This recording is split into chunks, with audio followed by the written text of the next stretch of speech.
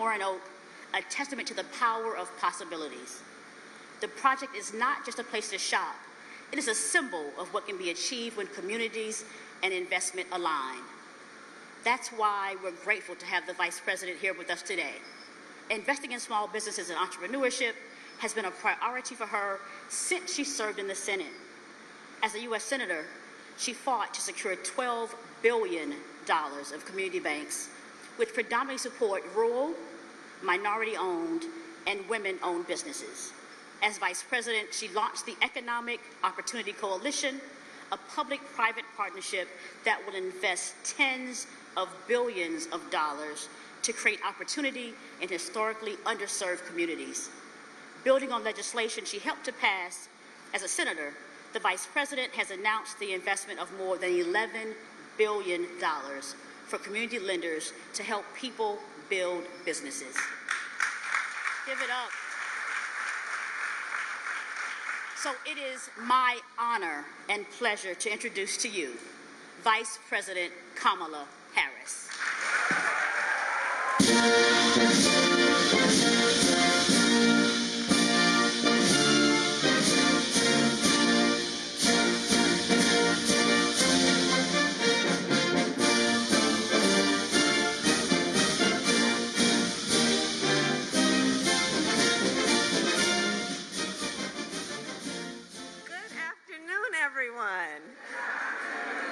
I was just saying to Monica, I love what she said, the power of possibilities. Isn't that right? And really, the power behind the power of possibilities is that we as a community, as a society, see it and then invest in it. I had the great joy and honor and privilege of meeting with some of the small business owners who occupy this space, and I have to tell you, their innovation, their enthusiasm, their love of this community, and by extension, the country, is really so inspiring. I love our small business owners. I really do. You know, but I just have to say, because many of you may know this, but, you know, my sister Maya and I were raised by our mother, and she worked long days, and we had a second mother who lived 2 doors down, Miss Shelton. And we lived in the apartment above the nursery school that Miss Shelton ran. She was a small business owner. And she was a matriarch of the community. She was not only a business leader, she was a civic leader.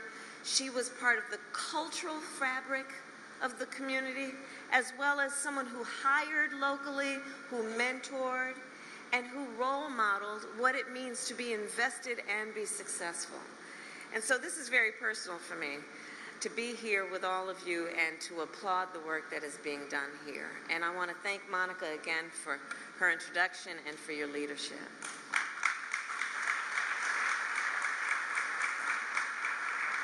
And of course, it is good to be here today with so many incredible leaders. I see so many. I could spend all afternoon mentioning who you are, but I will not do that in case I overlook anybody in particular. But I will say that, in particular, I do want to thank the leaders of our Commerce Department and Deputy Secretary Don Graves and Undersecretary Don Cravens. We've been working a lot together over these last couple of years, and they really are extraordinary. They've been traveling the country and really inspiring so much of the work we have done as an administration. So I thank the two Dons for all that you do. Thank you. Good. And to the small business owners and entrepreneurs of America, including those here today, you are the backbone of our communities and of our economy, and you are part of the pride of our nation. President Biden and I came into office with a plan to grow and strengthen America's economy. We knew that for far too long, our economy has not been working for working people. Entire communities have been left out and left behind. Trickle-down economics, well, it benefited big corporations and the wealthiest of Americans, but not a lot of regular folks. So when President Biden and I took office, we decided to invest in the working people of America, to create millions of jobs, to rebuild American manufacturing, to repair our roads and bridges, to replace every lead pipe in our nation, to connect every home with high-speed internet, to expand clean energy production, and to make sure that every person in America, not just the wealthy or well-connected, have the opportunity to thrive. All that, ladies and gentlemen, and everyone else, that is called Bidenomics. That is called Bidenomics, and we are very proud of Bidenomics. And as today's jobs numbers make clear, Bidenomics is working. Last month, we created 187,000 new jobs. That means today, yeah, go ahead and clap.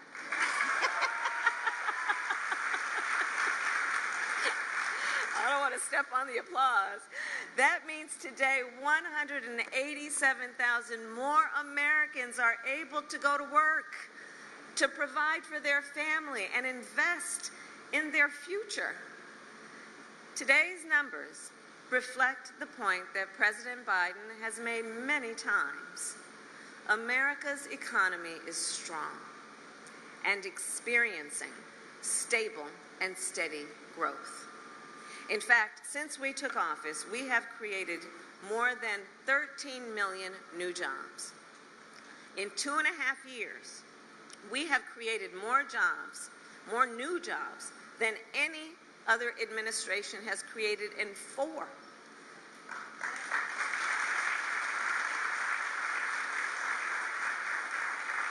Today, the unemployment rate is near its lowest level in over half a century.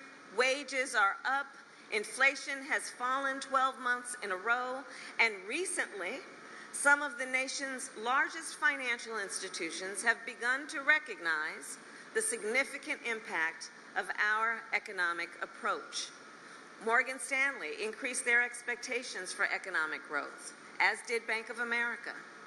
And unlike economic recoveries in the past, this growth is not only being felt on Wall Street, but more importantly, it is being felt on Main Street, especially by people who start and own small businesses.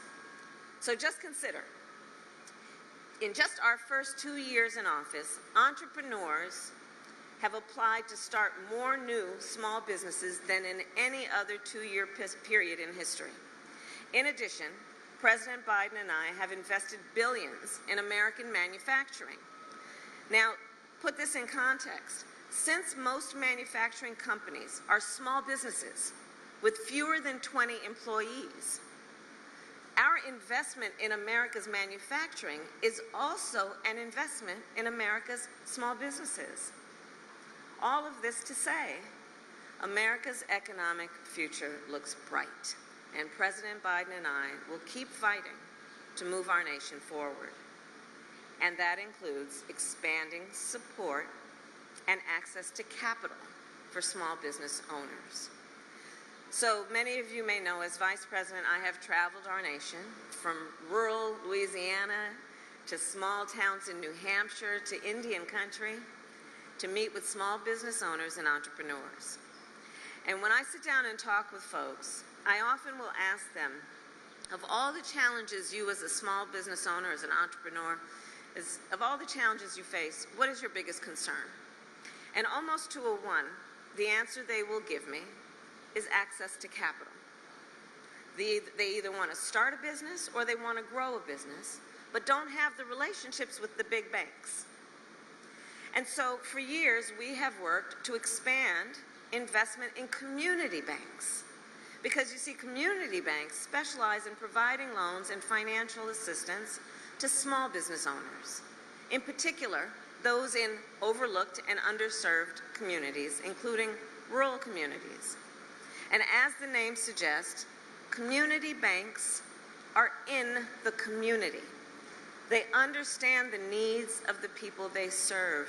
They understand the capacity and the opportunity, such as the capacity and the opportunity of this community. that big banks often overlook or just don't get. And so building on the work that, as you heard, I led as a United States Senator, and since taking office, President Biden and I have invested nearly $12 billion in our community banks.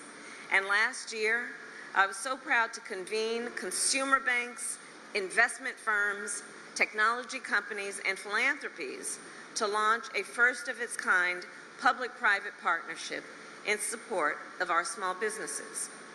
And what we did is we combined the expertise and the experience of the private sector with the reach and the capacity that only government can provide.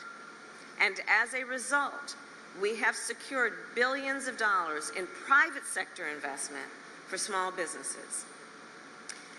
In order to expand access to capital, we have to think outside the box, all of us.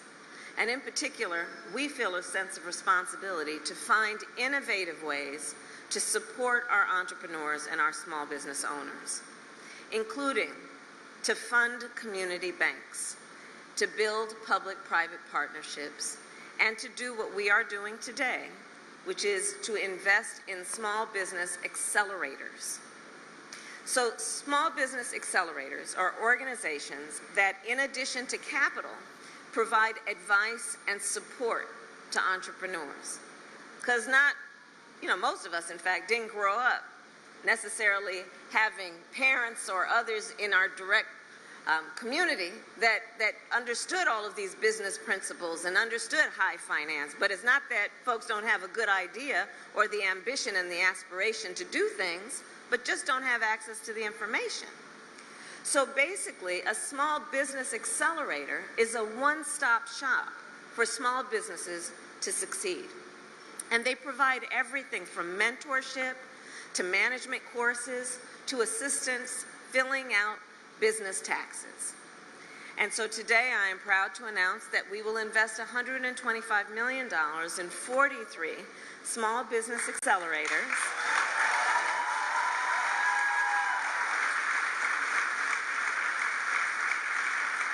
And they have been chosen because they are the ones that are and have a track record of supporting entrepreneurs in underserved communities and helping them to innovate and to hire and to grow. And nearly all of these accelerators that we have funded are represented here today. And because of these additional resources, these accelerators will be able to extend capital and support to thousands more entrepreneurs and startups to take full advantage of the investments we have made in our nation over the past 2 years. And so consider, since taking office, President Biden and I have invested about $1 trillion to build a clean energy economy. $1 trillion to build and grow a new economy, a clean energy economy. Think what this means if folks who have the great ideas have access to the information to participate in that and to be in the pipeline of the innovators who are doing this work every day to build back up our country. Today's investment in small business accelerators will help connect entrepreneurs and small business owners with the support and the guidance they need to break into the clean energy economy. For example, this investment could allow, let's say, a college student from Thomasville, Georgia, to connect with a mentor to help launch her clean energy startup and apply for clean energy tax credits. It could allow, let's say, a mother of 2 in Tempe, Arizona, who has a business plan to install solar panels, but she needs the technical support to learn how to turn that plan into a reality and meet the increasing demand for solar energy.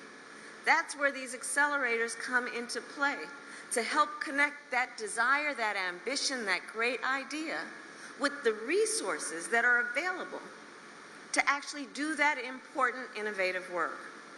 This investment, for example, could allow a veteran who owns an auto repair shop in Milwaukee to access the capital he needs to buy equipment to repair electric vehicles. I've visited with some of these innovative small businesses. And it was interesting. I met with one young innovator who was talking about how he was setting up this company to actually work on electric vehicles and electric batteries. And I said, well, tell me about the people who are working with you. And he said, well, we refer to them as technicians. I said, you mean mechanics? That's what we're talking about. We're talking about skills that exist, but what we're doing to upgrade those skills to meet the demands of new economies. And so through this investment and our whole Invest in America strategy, President Biden and I are working to make sure that small business owners and entrepreneurs have every type of support they need to grow.